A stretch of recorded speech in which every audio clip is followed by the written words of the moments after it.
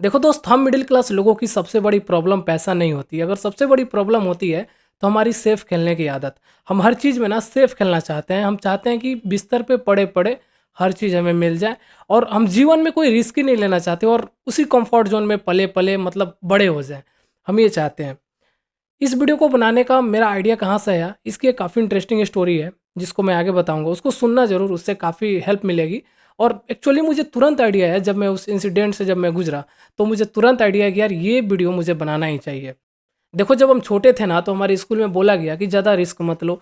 Family ने बोला कि उतने ही पैर पसारो जितनी बड़ी चादर हो। और सोसाइटी ने बोला कि जितना हो सके ना, जितना है तुम में उतने में ही खुश रहो। मतलब अपने कंफर्ट जोन से बाहर निकलने का किसी ने सिखाया ही नहीं।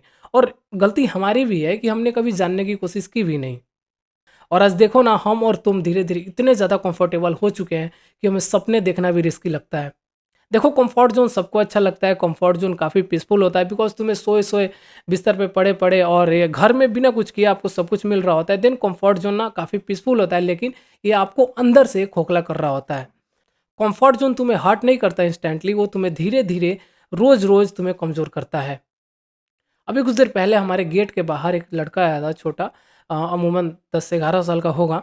और उसने अपने हाथ में ना एक पर्ची ली हुई थी, डॉक्टर की पर्ची, और उस पे ये उसने मुझे दिखाया कि ये देखिए, ये मेरे पापा का है और मेरे पापा का इलाज हो रहा है फ़िलहाल, मुझे पैसे की ज़रूरत है, 10-20 दे दो, ठीक है?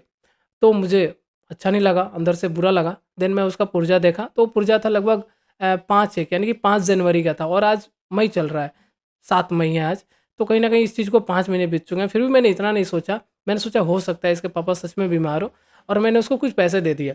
बट मैंने उसको तुरंत ही ये चीज़ बताई कि देखो, जब तुम्हारे पापा जब ठीक हो जाएँ तो प्लीज़ कोई तुम काम ढूँढ लेना, कोई अच्छा काम करना और अच्छा पैसा कमाना। ऐसे 5-10 करने से ना, रोज़-रोज़ जब तुम करोगे ना, तुमको आदत लग जाएगी। तुम्हें लगेगा इतना ईज़ी पैसा तो बन ही रहा है, और ये पैसा ना लिमिटेड ही होगा। कोई ऐसा नहीं है कि तुम बहुत ज़्यादा इससे कमा लोगे। तो तुम्हारा ना एक कम्फ़र्ट बन जाएगा कि मुझे इतना करने से इतना मिल जा रहा है, मुझे इससे आगे मैं क्या ही बढ़ना।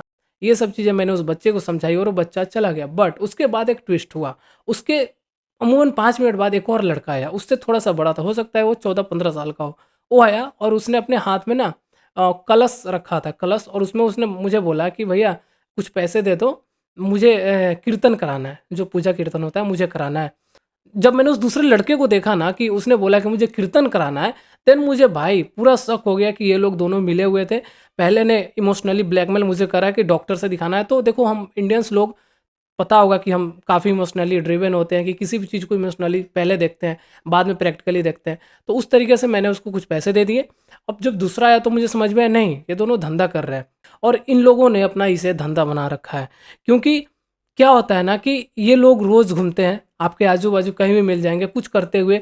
हमारे इंडियन के जो लोग हैं ना, हम और आप, ये सब ना काफ़ी इमोशनली ड्रिवन होते हैं, कि छोटी-छोटी चीज़ों पे ना काफ़ी इमोशनल हो जाते हैं और दे देते हैं किसी को, या फिर मतलब छोड़ देते हैं कि चलो कोई नहीं, इमोशनल हो जाते हैं। तो वैसे ही धंधा इस टाइप का कि ये रोज़ ऐसे-ऐसे घूमते होंगे कुछ-कुछ बहाना करके, और रोज़ कहीं न कहीं 5-10 माँग ही लेते होंगे, और रोज़ का इनका खर्चा चल जाता होगा।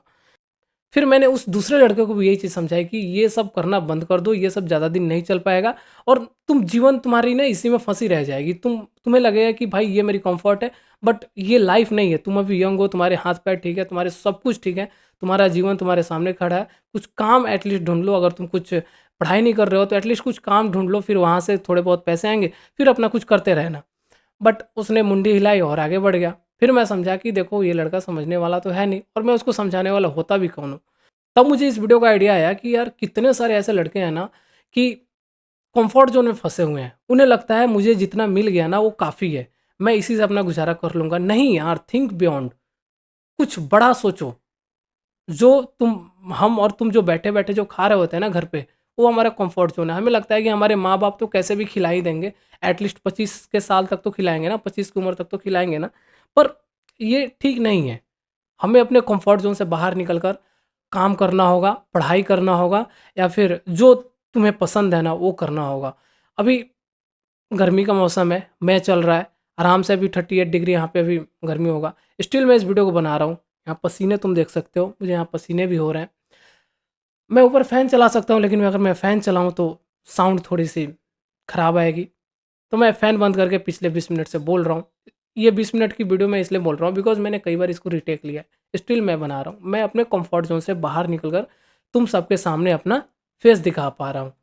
तो इस तरीके से ना प्लीज़ तुम लोग अपने कम्फर्ट ज़ोन से निकल जाओ यार।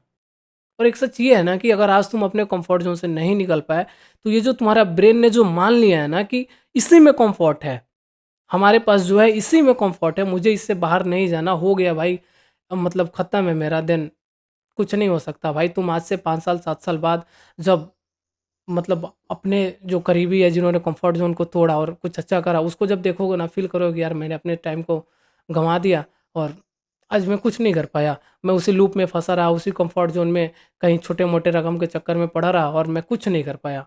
ठीक है? तो प्लीज़ रिक्वेस्ट है भाई, अभी यूथ हो ना, अभी तुम यंग हो, तो मैं मुझे सारे यूथ से रिक्वेस्ट है कि अपने कंफर्ट ज़ोन से बाहर निकलो और रिस्क लो और ट्राई करो एट लीस्ट। कम से कम 5 साल बाद, 10 साल बाद तुम्हें रिग्रेट तो नहीं होगा ना? जब चला जाता है ना तब रिग्रेट ही होता है, दूसरा कुछ नहीं होता है। तो उसके बाद तुम्हें रिग्रेट तो नहीं होगा ना कि मैंने ट्राई नहीं करा। तो कम्फर्ट ज़ोन से बाहर निकलो, चाहे जो भी परिस्थितियाँ हैं, चाहे कुछ भी है ना, सब ठीक हो जाएगा। प्लीज़ कम्फर्ट ज़ोन से बाहर निकलो, मैं तुम्हें बार-बार बोल रहा हूँ, अपने कम्फर्ट ज़ोन को पहचानो, क्या है वो? और उससे बाहर निकलो। और एट द एंड मैं तुम्हें यही कहना चाहूँगा कि कम्फर्ट ज़ोन महफूज़ ज़रूर लगती है, लेकिन लेजेंड्स वहाँ कभी नहीं टिकते और लेजेंड्स वहाँ कभी नहीं बनते। जब तक लाइफ अनकंफर्टेबल नहीं होगी, समझ लो ग्रोथ नहीं होगी।